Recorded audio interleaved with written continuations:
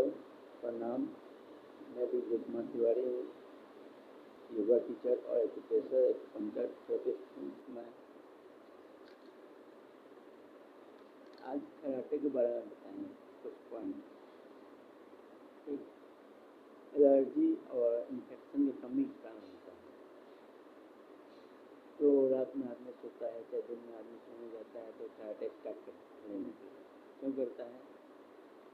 क्योंकि उस नाक में ना सांस लेने की जगह ही नहीं होता है, उसी भी चलते होता है।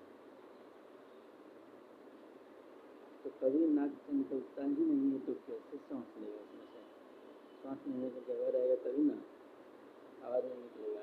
और दूसरे व्यक्ति परेशान हो जाते हैं उससे। और सर पॉइंट दोनों हाथ चल रहा है, ठीक ना? थंब में, लेडीज फिंगर में, मिडिल फिंगर में, सब में है। उस पॉइंट के बारे में बताएंगे। उसको प्रेस किया जाएगा उसमें, ठीक ना? तो प्रेस कीजिएगा, दबाइएगा, तब हो सकता है।